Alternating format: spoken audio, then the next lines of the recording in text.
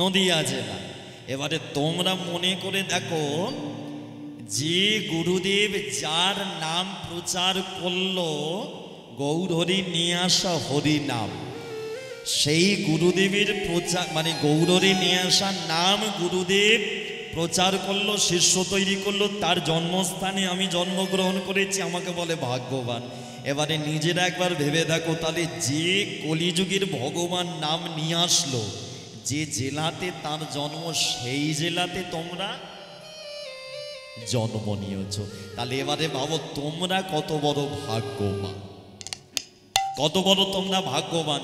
আমি জানি না এখানে কতটুকু কীর্তন করব। আমার এর আগেও বহুবার নদিয়াতে আসার সুযোগ হয়েছে, কিন্তু সময় হয়ে ওঠেনি। কেন? কারণ ওই ডেটে কখনো মিল হয়নি।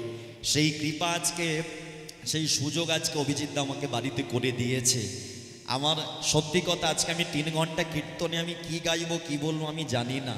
আমার সত্যি আমি এখানে এসে আমার জীবন ধন্য যে আমি গৌরহরির জন্মস্থানে এসে কীর্তন গাওয়ার সৌভাগ্যটা পেয়েছি। বেঁচে থাকতে এর থেকে বড় পাওনা আর কিছু হয় না।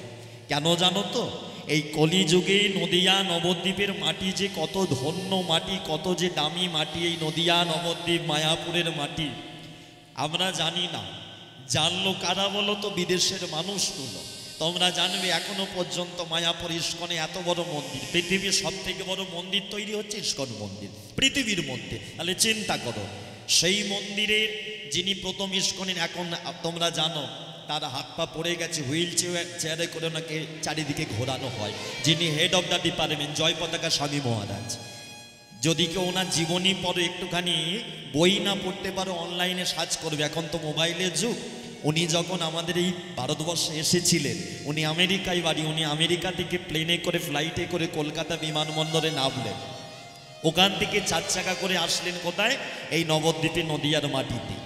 যখন নদিয়ার মাটিতে আসলেন না, আমরা কি করি জানো তো? জয়নিতাই জয় রাধে, ভালো করে শুনে নাও। আমরা যদি কোনো তীর্থস্থানে বেড়াতে যাই, আমরা গিয়ে দেখবে ফটাং করে আগে মাটিতে পা দিয়ে দিই, ফটাং করে মাটিতে পা ফেলে দিই। এই যেমন এখানে হরির সভা হচ্ছে, এখানে আমি কীর্তন করি বা যেই করুক সেটা বড় কথা নয়, এই জায়গাটাকে সম্মান করতে হয়। আমি দেখছিলাম যখন বন্দনা গাইছিলাম, আমার অনেক বাবারা মায়েরা প্রণাম করে বসছে। কাকে করছে? এই জায়গাটাকে। কারণ এই জায়গাটা তো আমার জায়গা নয়, আজকে আমি সুযোগ পেয়েছি। এই জায়গাটা কার জায়গা? তোমরা সবাই জানো, কীর্তন আস্বাদন করিয়েছিল প্রথম যিনি, পরীক্ষিত মহারাজকে। নামটা কি গো? শুকদেব গোস্বামী। তাহলে এই জায়গাটা হচ্ছে তার জায়গা। তোমরা সবাই পরীক্ষিত মহারাজের জায়গায় বসেছো, আর আমি কৃপা করে, আমাকে কৃপা করে আজকে শুকদেব গোস্বামীর জায়গাটা দেওয়া হয়েছে।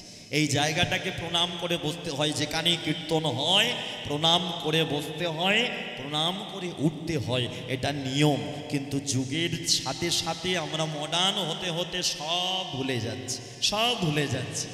ওই জয় পতাকা স্বামী মহারাজ যখন 4 হুইলার্সে করেছে, 4 চাকা করে যখন নবদ্বীপে নদিয়াতে আসলেন না, তোমরা শুনলে অবাক হয়ে যাবে। গাড়ি থেকে গেটটা খুলে দিয়েছে ভক্তরা। জয়নিতাই। ওই জয় পতাকা স্বামী মহারাজ যখন গাড়ি থেকে নামলে, মন দিয়ে শুনবে খুব, মানে ফাংশন অর্কেস্ট্রা জিনিস আলাদা আর কীর্তন জিনিসটা আলাদা, মন দিয়ে না শুনলে পাবে না। ঠিক আছে? আমার দিকে ভালো করে একসাথে সবাই মিলে আমার দিকে ধ্যান দিয়ে গাড়ির দরজাটা খুললেন।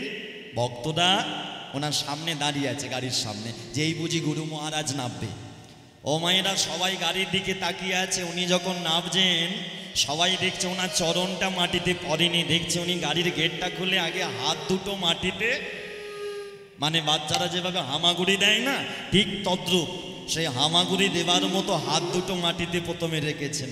আস্তে আস্তে আস্তে আস্তে হামাগুড়ি দিতে দিতে মাটিতে নেমেছেন। এখন ভক্তরা জিজ্ঞাসা করলো, হ্যাঁ গো প্রভুজি, গুরু বাবা, আপনার কি কোমরে ব্যথা, কোমরে যন্ত্রণা হচ্ছে নাকি পায়ে চরণে যন্ত্রণা হচ্ছে? আপনি এইভাবে নামছেন কেন? ওনার যে কথাটা ছিল সেদিন, যে বাণীটা ছিল, আমাদের ভক্তদের শিক্ষামূলক একটা, আমাদের বাঙালিদের শিক্ষা প্রদান করার মতো বাণী, কথাটা উনি বলেছিলেন ভক্তদের। কি জানো বলল? হে ভক্তগণ, আজকে আমি যে মাটিতে এলাম সেই মাটিতে আমি গাড়ি খুলে চরণটা কি করে ফেলবো বলো তো? বলে কেন? বলে যে মাটিতে আমার গৌর হরি এসেছে, যে মাটিতে আমার নিতাই চাঁদ এসেছে, সেই মাটিতে আমি আগে চরণ ফেলবো। হামাগুড়ি দিয়ে গাড়ি থেকে নেমে পুরো শরীরটা যখন বাইরে এলো, ওই নবদ্বীপে, তোমাদের এই জেলাতে, এই নবদ্বীপের মাটিতে ধুলায় গড়াগড়ি দিচ্ছে আর হা নিতাই হা গৌর বলে। তাহলে চিন্তা করো শিক্ষাটা কোন জায়গায়।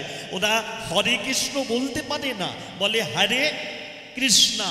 তোমাদের সামনেই তো মায়াপুর, এই 1.5 ঘন্টা গেলে মায়াপুরে পৌঁছে যাবে। এখনো ওরা বলে হরে কৃষ্ণা, ওরা নাম করছে 16 নাম 32 অক্ষর, হরে কৃষ্ণা। না, হরে কৃষ্ণ এখনো বলতে শিখলো না। আমরা পারি, কিন্তু আমরা বলি না, আমরা বলি না। আজকে আমার গর্বের বিষয় কি জানো তো?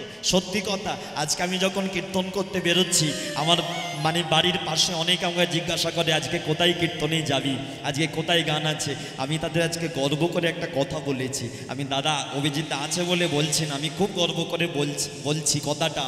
আমাকে জিজ্ঞাসা করলো কোথায় যাবি, আমার প্রথম উত্তর ছিল নদিয়া জেলায়, আর দ্বিতীয় উত্তর ছিল যে একজন পুলিশ অফিসারের বাড়িতে। তাহলে চিন্তা করো, এই জায়গাতে হওয়া উচিত। মডার্ন তুমি হও যে জায়গাতেই যাও, কিন্তু গোড়াটা কোনোদিন ভুলে যেও না। যারা গোড়া ভুলে গেছে, একটা গাছ যতই বড় হোক, সে শিকড় যদি মাটিটা শক্ত করে না ধরে, গোড়া যদি ওই মাটি আগলা করে দেয়, ওই গাছ ঝড় হলে পড়ে